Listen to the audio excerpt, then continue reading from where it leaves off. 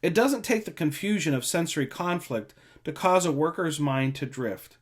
It really only requires some random thought to come into consciousness that is unrelated to the situation the worker is in, and their mind may drift.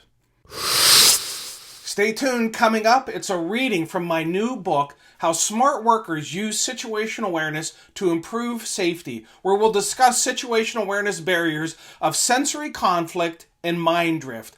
But first, let's hear from our amazing sponsor, Midwest Fire. Midwest Fire, a factory direct manufacturer. That means no middleman. You work directly with the good folks right at their factory in Laverne, Minnesota. If you want to see just how easy it is to design your own Midwest Fire truck, check out the Create a Spec tool on their website. To get started, go to MidwestFire.com and click on the Create a Spec tab at the top of the homepage. Hello and welcome to episode 321 of the Situational Awareness Matters show. I'm your host, Rich Gassaway. The purpose of this show is to improve situational awareness and decision making for individuals and teams who work in high risk, high consequence, time compressed environments with changing conditions. The SA Matters mission is simple. We want to help you see the bad things coming in time to avoid bad outcomes. Today's feature segment is sponsored by Gassaway Virtual Training. We now have 33 programs available for your members. Some of these programs are live events presented virtually, and some of them are pre-recorded programs. To learn more, visit samatters.com website and click on the Virtual Training tab. In case you missed it, I hosted a live training program presented virtually on Saturday, May 2nd, titled How Smart Workers Use Situational Awareness to Improve High-Risk Decision-Making. That program is now available on the virtual training format. All right, let's jump into today's feature segment, a reading from my new book, How Smart Workers Use Situational Awareness to Improve Safety, discussing sensory conflict and mind drift.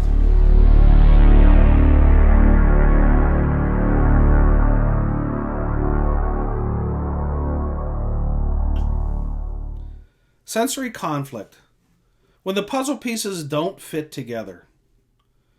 Most workers will have never heard of sensory conflict, yet many have unknowingly experienced it and its potential harmful consequences. Sensory conflict means the inputs coming into their brains, in other words, the puzzle pieces, from two or more of their senses are not in agreement with each other. They're in conflict with each other. Stated another way, the proverbial jigsaw puzzle pieces just aren't fitting together. For example, a worker gathers visual information that leads them to believe that something is happening. That something we will call condition A. Yet at the same time, the worker's ears are gathering information that leads them to believe what is happening is not condition A, but rather something else. We'll call that condition B. Now the worker is experiencing sensory conflict. The inputs coming into their brain from two or more of their senses are not in agreement with each other. They are in conflict. The jigsaw puzzle pieces aren't fitting together. This causes confusion because the worker will not have a clear understanding of what is happening. Brains do not like confusion, especially when the worker is in a high-risk, high-consequence environment. The brain is exquisitely designed to quickly process information and to make decisions revolving mostly around survival. Confusion in a high-risk environment makes a worker more vulnerable, so the brain will try to resolve this confusion quickly. The brain's effort to resolve this confusing state may cause a worker's attention to shift away from what is happening in the environment around them and divert their attentional resources toward resolving the internal mental confusion. When this happens, the worker may, without knowing it, drift out of being consciously aware of what is happening around them. Mind drift, wandering out of awareness. Drifting out of conscious awareness of one's surroundings is called mind drift. The human mind drifts many times every day. It doesn't take the confusion of sensory conflict to cause a worker's mind to drift. It really only requires some random thought to come into consciousness that is unrelated to the situation the worker is in, and their mind may drift. The more harmless version of mind drift is daydreaming. A worker who is being honest with themselves will freely admit that their mind can drift away quite uncontrollably. In fact, your mind will probably drift while reading this book. A person with attention deficit disorder may experience mind drift or shifting attention more frequently. But the phenomena of mind drift, which, by the way, is a situational awareness barrier, can impact anyone. Workers might think they would never let their mind drift while performing high-risk activities.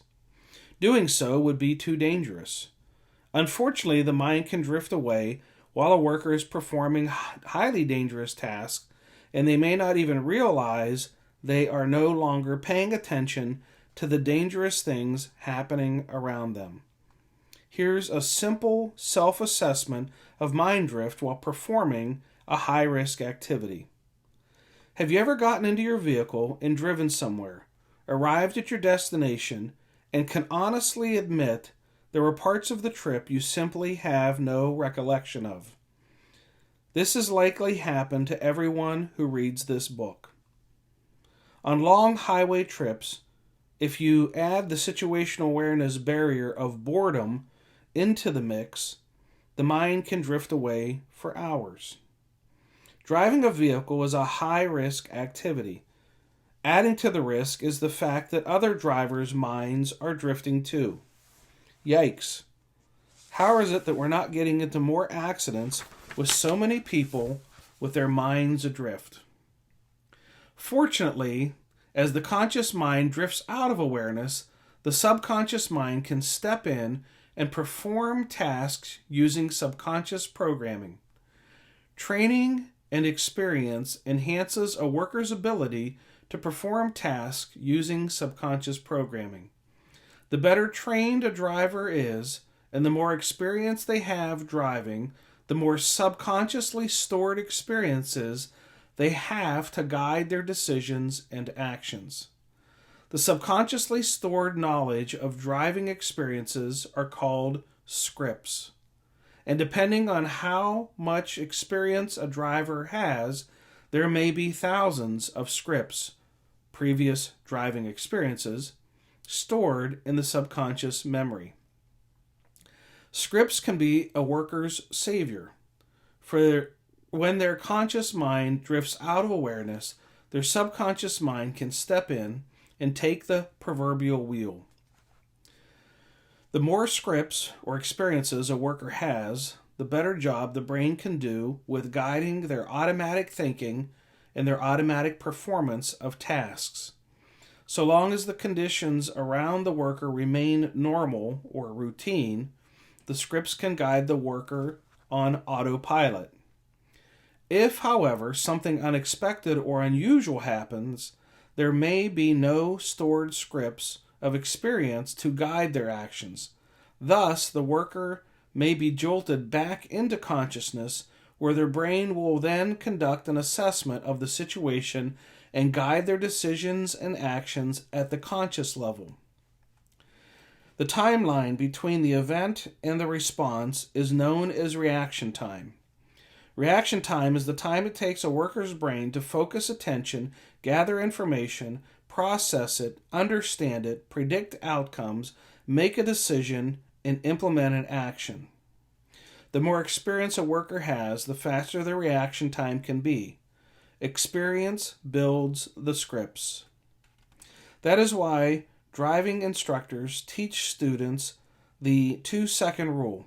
When following another vehicle, a driver should maintain a 2-second space between them and the vehicle they are following. In other words, if the lead vehicle were to stop suddenly without warning, The driver behind would have 2 seconds to see the information, the brake lights, process it, predict outcomes, and make a decision and react by slowing down or swerving to avoid a collision. The faster the vehicles are traveling, the greater the distance of the 2-second rule creates. However, when the mind is adrift, in other words, the driver is mentally thinking about all the items they need to buy when they stop at the grocery store, the time it takes for their mind to shift attention from the grocery store to the blazing red taillights in front of them will cause a delay in the driver's physical reaction time. The delay may only be a second, but a 1-second delay in information processing can be very significant.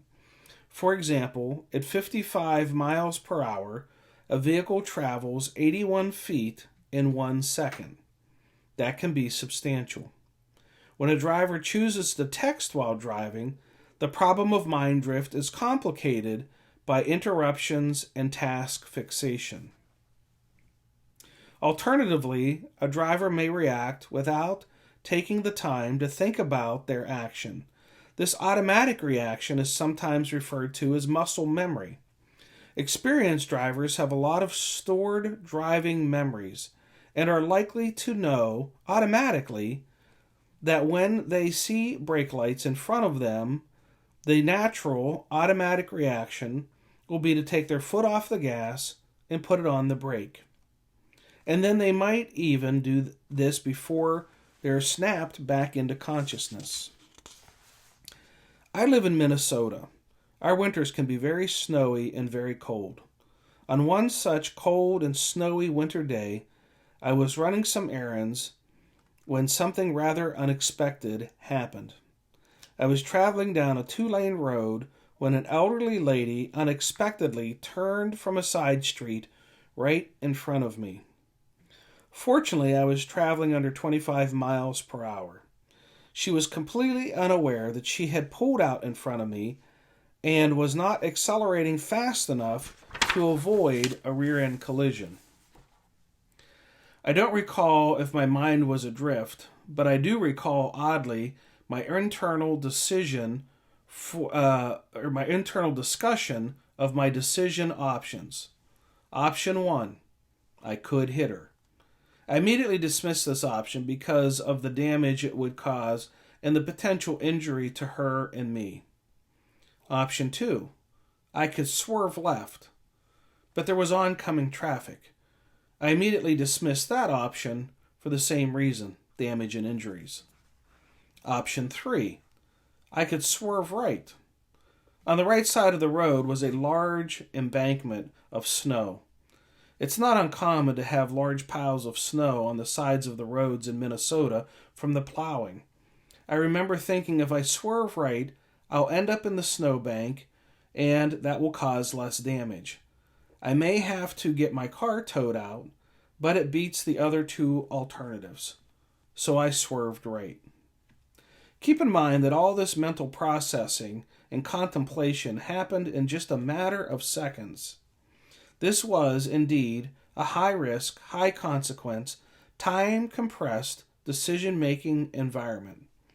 Swerving right was the least consequential of all my options. Or so I thought. As my wheels left the roadway, my car did not plow into the snowbank, for it was frozen solid. Rather, my front wheels drove right up the snowbank, and I quickly found myself in an overturned vehicle sliding down the roadway on my roof into the lane of oncoming traffic. I share this story as an example of reaction time for unexpected events. There were many decision-making lessons from my near-miss story. Even when a worker has enough time to assess conditions and think through their options, they can miss important information that could have altered their decision. If I would have known the snow was frozen solid and my car would have overturned and slid into the lane of oncoming traffic, I would have dismissed that quickly as a viable option. Hitting an oncoming vehicle is an undesirable outcome. But having an oncoming vehicle strike the driver's side of an overturned vehicle is far less desirable. If this scenario were to present itself again, my losses might be reduced by making a different decision. Because of this experience, my brain will now be able to better analyze the outcomes of decision options if this were ever to happen again. Experience increases the potential for accurate decision making. I interviewed a worker whose job it was to drive a large dump truck at a surface mining operation. Once the truck is loaded, it is driven to an offloading point about 10 minutes away. This worker shared with me that it was quite common for his mind to drift completely out of awareness while he is driving his truck on its predictable path between the loading and dumping sites. This worker referred to his work as boring and routine, and even joked that he was probably able to drive the truck on its route in his sleep. Indeed, the more routine and mechanized work becomes, the easier it is to become bored. And the bored mind will entertain itself by thinking about other things. The moment this happens, the mind can drift out of awareness.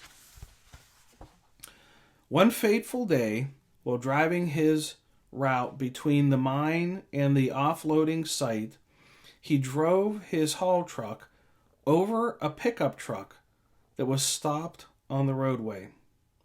Notwithstanding the issue that the pickup truck was stopped where it was not supposed to be stopped, this haul truck drove right over the pickup truck, crushing the bed flat. Only luck prevented the driver from being killed.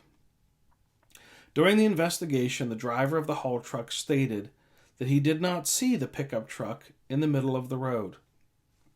Can a worker experiencing mind drift become so inattentive that they can become blind to what is right in front of them?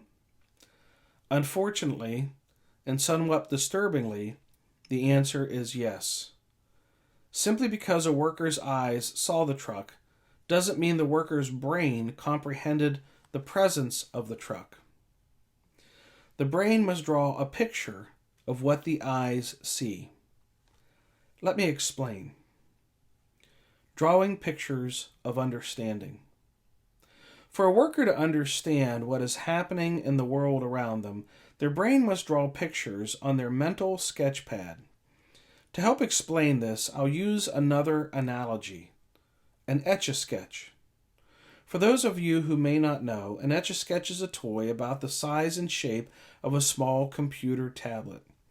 This plastic box has essentially 4 components. First, it has a screen on which a picture can be drawn.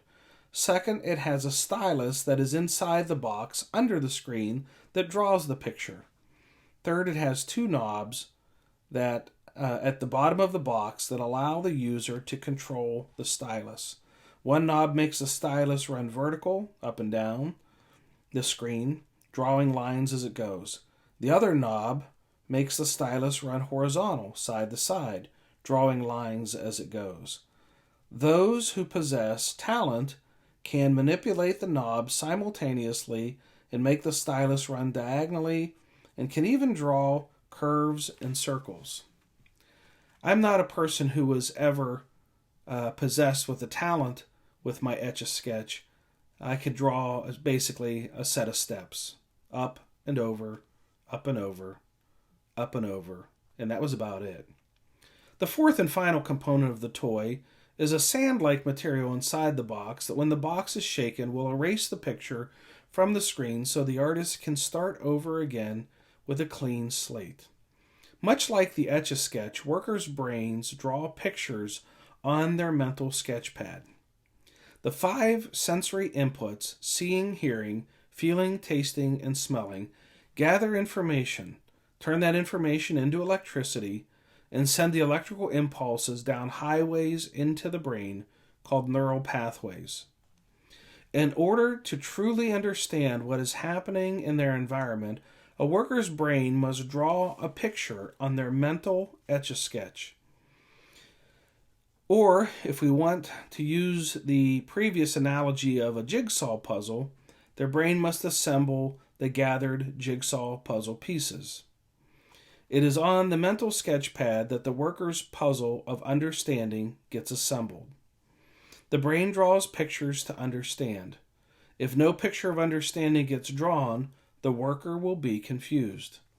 For example, let's assume two people are carrying on a conversation, and the sender of the message is trying to explain complex details to the receiver of the message. To understand the meaning of the sender's message, the receiver's brain must draw a mental picture of the meaning of the sender's message. Once the picture is drawn, the receiver will see the meaning of their words in their mind's eye. Workers do literally see the meaning of words. But they probably already knew that. Recall a time when you overheard two people having an important conversation. After explaining the complex details, the sender of the message may have asked the receiver, "Do you see what I'm saying?" Or, "Do you see what I mean?" And if the receiver believes they understand the intended message of the sender, they may respond by saying, "Yes, I see what you mean," or "I see what you are saying." If the receiver does not see the meaning of the sender's words, in other words, perhaps the picture was not drawn well by the sender's words, the receiver of the message will be confused, which might cause the receiver to say, "I'm sorry, I don't see what you mean." We do literally see the meaning of words. When a worker is reading something, they see the meaning of the words that they are reading. Only these words are not being processed by the worker's ears, but rather the eyes. Reading and comprehension are both fascinating to me. As a worker's eyes gather clues, in other words, shapes of ink squiggled on paper, their brain is able to turn those shapes into pictures and then draw those pictures into meaning, and then turn the meaning into comprehension. For example, let's say a person is reading a novel about cowhands driving a herd of cattle from Oklahoma to Texas. If the author is a good writer, the words will paint such a vivid picture in the mind of the receiver that the reader will find themselves mentally on the cattle drive. The reader may see the surroundings, hear the sounds, and smell the aromas or pungent odors. Of course, the reader isn't actually experiencing any of the sensory inputs from their actual surroundings. It's all happening in their mind's eye, on their mental sketch pad. Two kinds of puzzle pieces. There are two kinds of puzzle pieces making their way into the worker's mental sketch pad. First are the positive clues and cues, or positive puzzle pieces.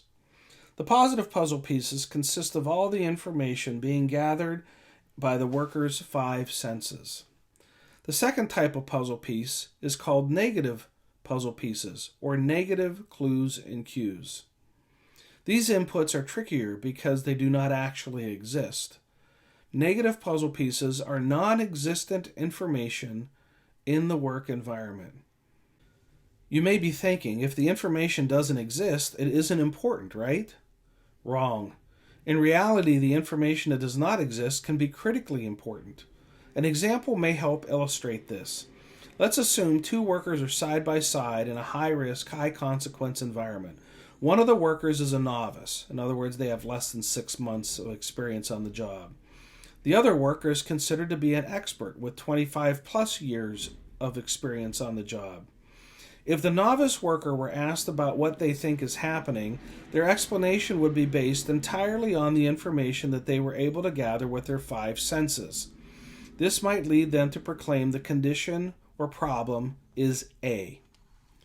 But the same question posed to the expert, while assessing the same scenario as the novice, might yield a completely different answer.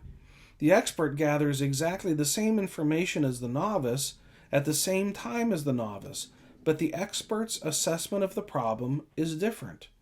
How could this be? Both workers are in the same environment at the same time and in the presence of the same information. The answer lies with the missing information, the negative clues and cues. Armed with experience, the expert worker is able to see and hear information that is missing, information that should be present based on the expert's past experience. It is experience that allows the expert to know what information should be present, and because that information is missing, that becomes a clue or a puzzle piece. Only experts are able to make sense out of missing information. Novices are not able to do this.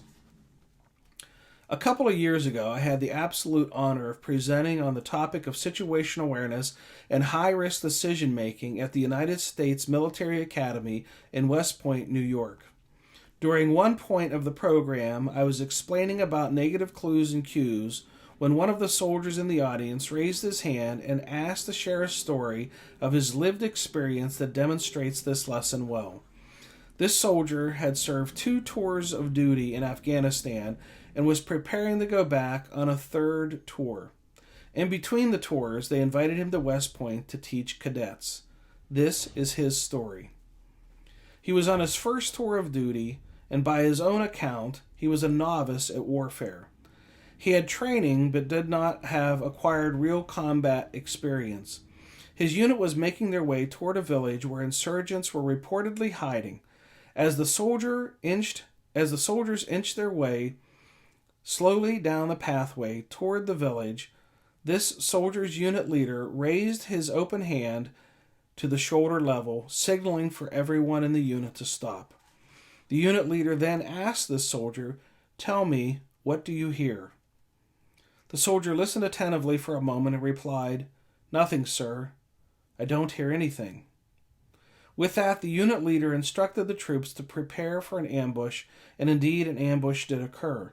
But there were no casualties in the unit because the unit leader knew there was going to be an ambush. But how did he know? When the unit returned to their base, this soldier went to his unit leader's quarters and asked him how he knew. How did he know that there was going to be an ambush? When the unit leader asked the soldier what he'd heard on the path, the soldier again stated that he heard nothing. The soldier wanted to know what the unit leader heard that allowed him to know that there was going to be an ambush. The unit leader explained that he had some hearing deficit from previous gun and artillery fire, and that his hearing was not as good as it once was. The unit leader further explained that he, too, did not hear anything, but he wanted to confirm it with another soldier, hence the unit leader's inquiry to the second soldier on the path. The unit leader went on to explain the value of negative clues and cues. "I didn't hear anything, and that was confirmed by you. It was the silence in the village. The village should not have been silent.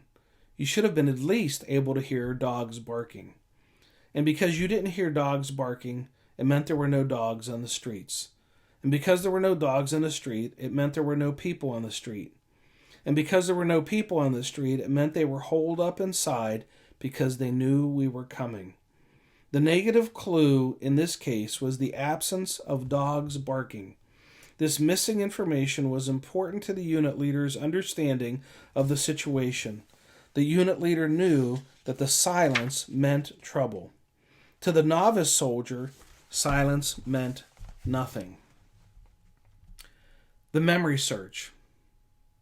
Once the picture is formed in the worker's mind, in other words, the puzzle of understanding is assembled on the mental sketch pad, the image is then snapshotted and sent onward to conduct a search of the worker's long-term memory database.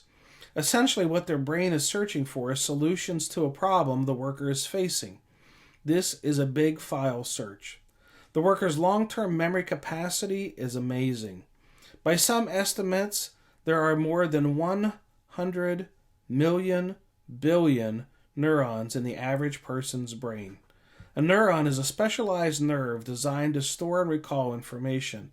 It has been estimated that the average person's long-term memory capacity is roughly 10 times all the information stored on the internet. That is a staggering memory capacity. Accessing that information, however, is an entirely different story. It is estimated the average person can only consciously and immediately access roughly 5% of their long-term memory database. That estimation means that 95% of everything a worker has ever learned or experienced in life is stored in a location that is outside of their ready, conscious awareness.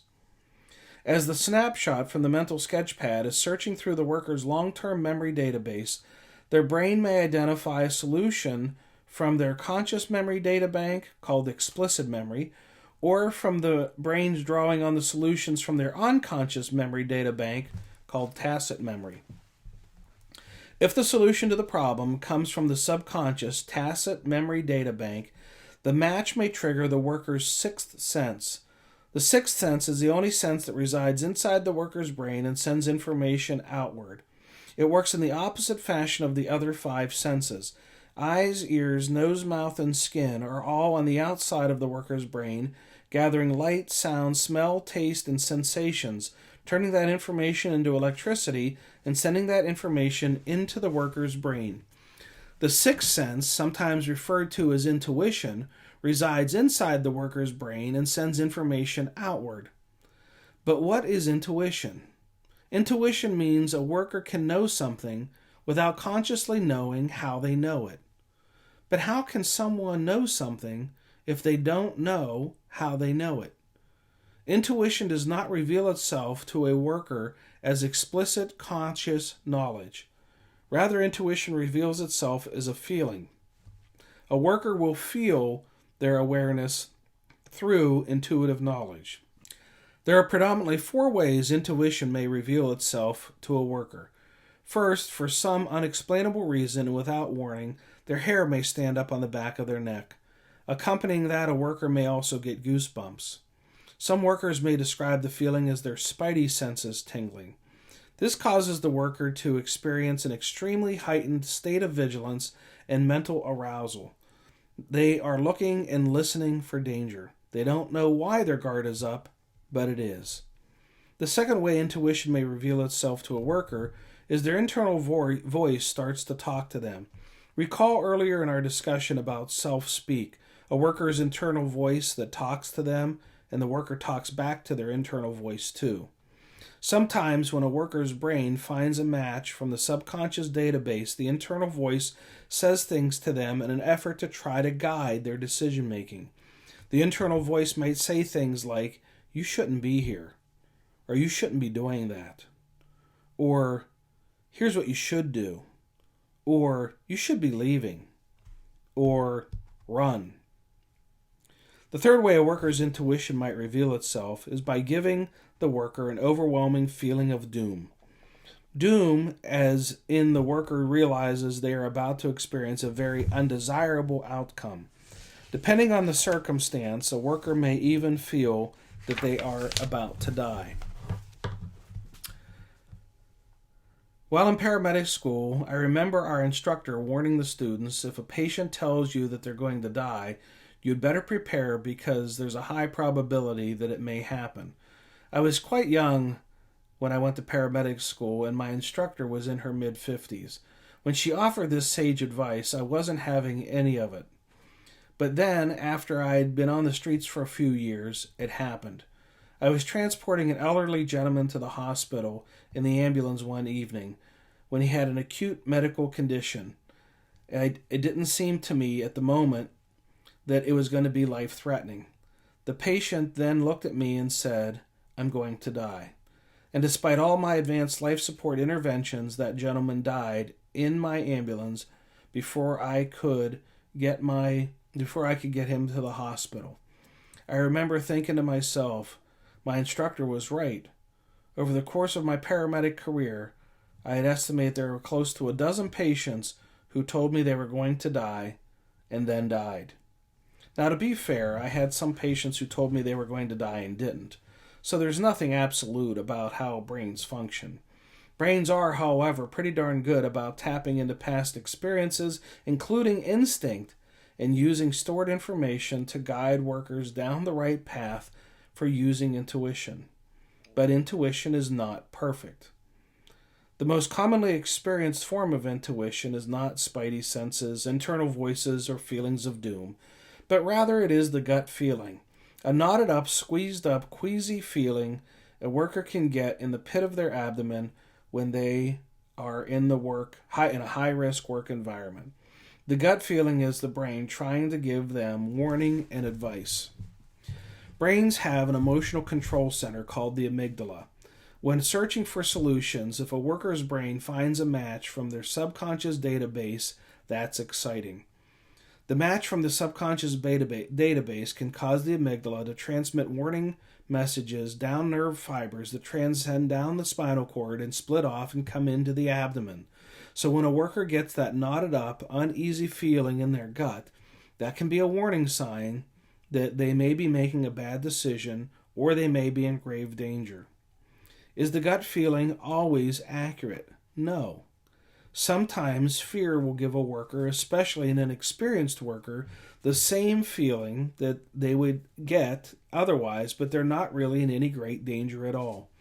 When a worker has a first-time experience, their apprehension to the unknown may produce an uneasy gut feeling. I remember vividly the gut feeling that I had on my wedding day. It didn't feel right getting married. Not because I didn't love my bride with all my heart, I did. Not because I wasn't sure that she was the right person for me. She was. We dated for 5 years before we got married. Not because we disagreed on philosophical matters. We were so aligned in our ways of thinking it was almost scary. It was because I'd never been married before. This novel experience scared me. I overcame my apprehension, coaxed my gut feelings into remission, walked down the aisle and said I do, and that was almost 4 decades ago, and we're still tormenting each other to this day. Intuition, despite its occasional misguidance, is a worker's single most powerful red flag warning system designed to alert them to the potential for danger. The repository of subconscious life-saving knowledge is huge. In fact, some of the subconscious knowledge stored in the database has been passed down through evolution and is encoded in the worker's DNA. Instinct, from evolutionary programming, is part of the worker's database of knowledge. Suffice it to say, the early days of human inhabitation of the earth was rather hostile. Our earliest ancestors were not the dominant species on the planet like humans are today. Back then, in addition to being hunters, we were also the hunted. If the important lessons of survival had not been passed down through genetic evolution, our ancestors would have remained low on the food chain and likely moved toward extinction. If only workers could learn to trust their intuition. The difficulty with trusting intuition comes from 3 sources. First, it's very easy to dismiss or distrust knowledge when the worker can't explicitly cite the source of that knowledge. Second, it can be difficult to make a decision based solely on feelings. And third, as noted previously, a worker's intuition can be wrong, which means if they trust their intuition and make a decision, they could end up making a bad decision. A few years ago, I was delivering a program on situational awareness and high-risk decision-making to a large group of first responders from the greater Indianapolis region. In the audience was a fire chief of the host department, Keith Smith. While I was talking about how workers form intuition and the importance of trusting their gut instincts, Chief Smith stood up unexpectedly and came to the front of the room, politely asking me if he could address the audience. He then proceeded to describe in detail a fire he had commanded while he was serving as a battalion chief for the Indianapolis Fire Department. The fire was on the 3rd floor of a 9-story hotel. At one point during the fire, Chief Smith suddenly and unexpectedly got a terrible gut feeling that something was about to go horribly wrong. He just didn't know why he had the gut feeling come over him, but he said that it was strong enough that he actually became nauseous. Chief Smith explained to the audience that he trusted his gut feeling and decided that he was going to order an evacuation of all personnel from the building, even though he had no overt clues of information indicating that it was an appropriate action to take. He had nothing but a feeling. However, before Chief Smith could order the evacuation, a member of his command team approached him and asked his thoughts about how the fire was going. Chief Smith, fully aware of his horrid gut feeling, told his associate he didn't think that things were going well and they should consider an evacuation order. His comrade seemed surprised by the announcement and asked Chief Smith why he would order an evacuation when everything seemed to be going so well. Chief Smith explained he didn't really know why. He simply had a terrible gut feeling that something tragic was going to happen. The other command officer immediately shared his opinion. He thought everything was going fine. Chief Smith asked him how he thought so. The other officer immediately referred to his worksheet that documented all of the key management objectives and components were in place, and that it established all the benchmarks had been met. There was a strategy, there was an action plan, and all the essential duties were being performed. Appropriate safety measures were in place. All the proof and evidence of a solid plan were right there for both of them to see, documented on the worksheet. When the second commander was done making his justification for the appropriateness of the existing operational plan, he asked Chief Smith again why he thought the plan should be abandoned and the firefighters should be evacuated. And again, Chief Smith had nothing. Not one shred of proof or evidence. Not one documented fact he could use to justify his decision. Just a gut feeling. So what did Chief Smith do? He relented and told his associate that the burrito that he had eaten for dinner was not agreeing with him. Chief Smith dismissed his intuition as indigestion. Within 20 minutes of that conversation, 2 firefighters died inside that hotel fire. And there, at my program, in a room full of his peers, Chief Smith shared an extremely valuable situational awareness lesson.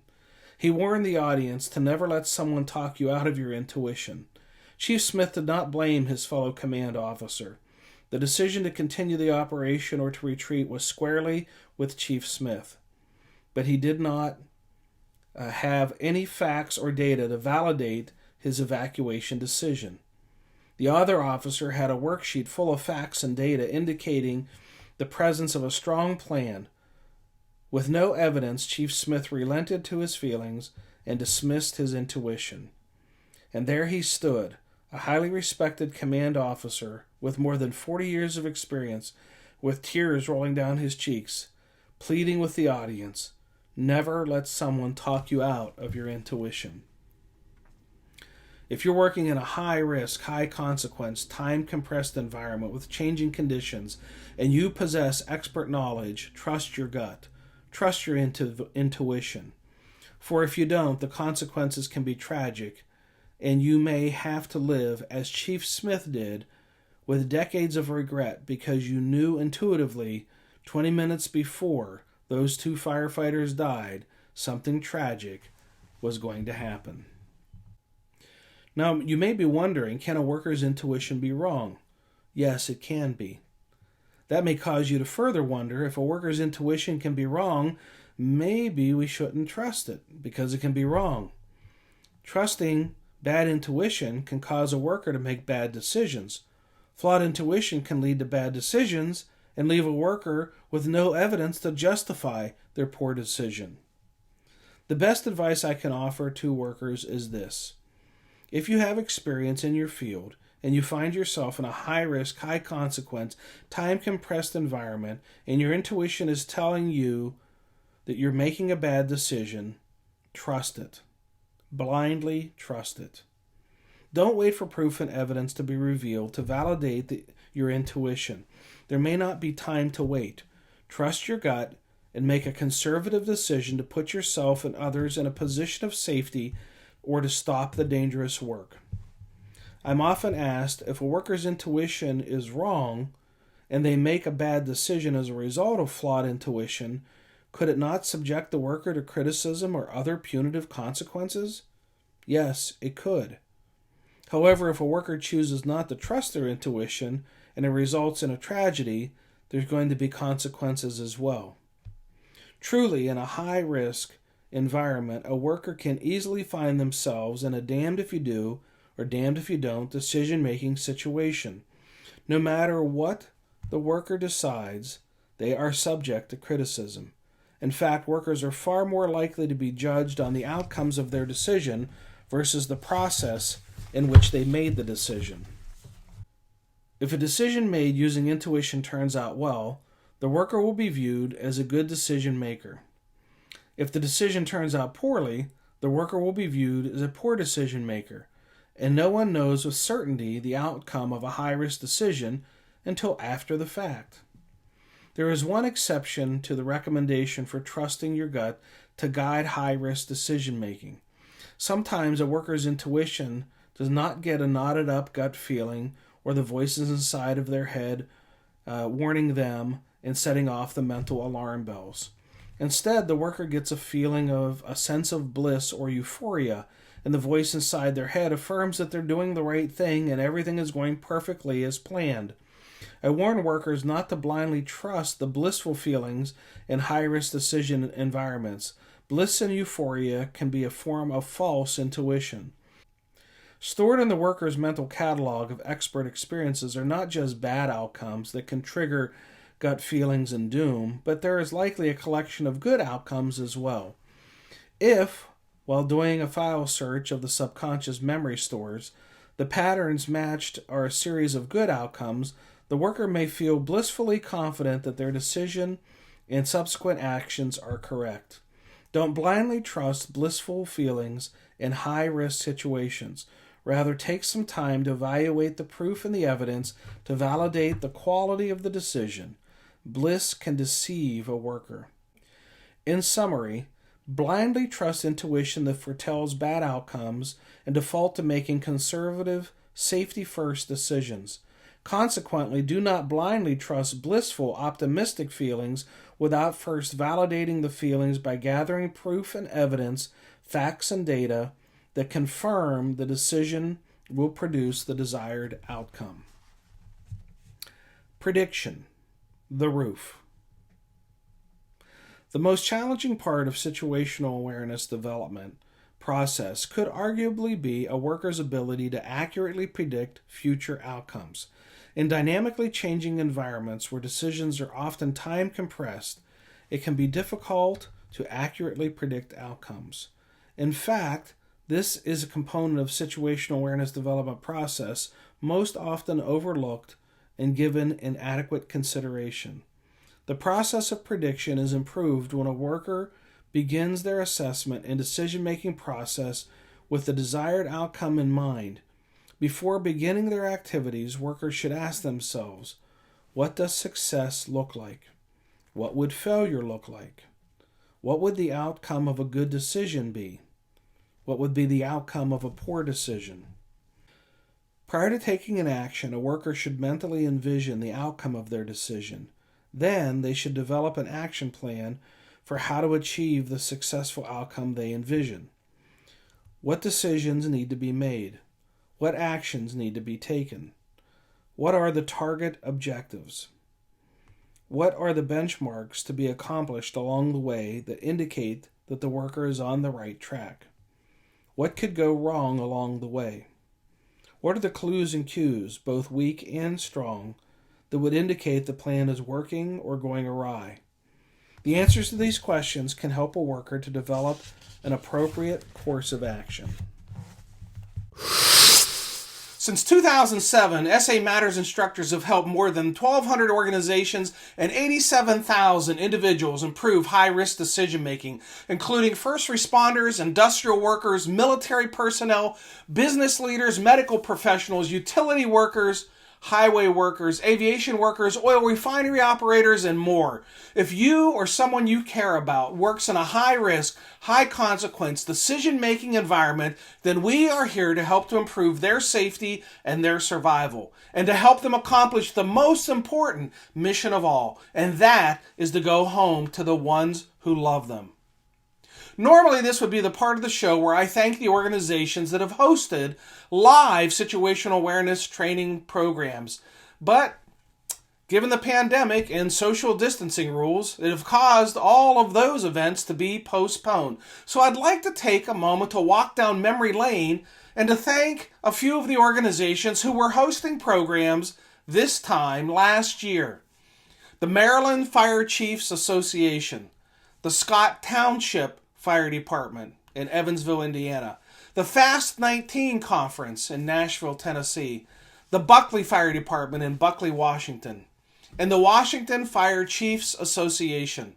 All of our programs, past, virtual, postponed, and future, are all listed on the SA Matters website. If you're interested in seeing that list of where we've been or where we're going, just head over to the site and scroll about halfway down the home page and click on the red box that's labeled Upcoming Events Schedule. If you're interested in hosting a program virtually or live when the pandemic is over, click on the Contact Us tab at the top of the homepage and I will give you a call. Remember to check the show notes for how to subscribe to our newsletter and how to follow us on social media. There we're sharing ideas about how to improve situational awareness, how to make better decisions under stress, and how to improve the skills of critical thinking and resilient problem solving. Well, that's it. Episode 321 of the Situational Awareness Matters show is complete. Thank you to our amazing platinum sponsor, Midwest Fire, who's been with us now for more than 5 years. Thank you to our feature segment sponsor, Gasaway Virtual Training. And thank you to our associate sponsor, Chief Miller. And most importantly, thank you, the listeners and the viewers of this show, for sharing some of your valuable time with me today. I really appreciate your support of the SA Matters mission. Be safe out there, and may the peace of the Lord and strong situational awareness be with you always. You've been listening to the Situational Awareness Matters show with Dr. Richard Gasaway. If you're interested in learning more about situational awareness, human factors, and decision-making under stress, visit his website, samatters.com. If you're interested in booking Dr. Gasaway for a program, or if you would like to be a guest on his show, click the Contact Us tab at the top of the homepage.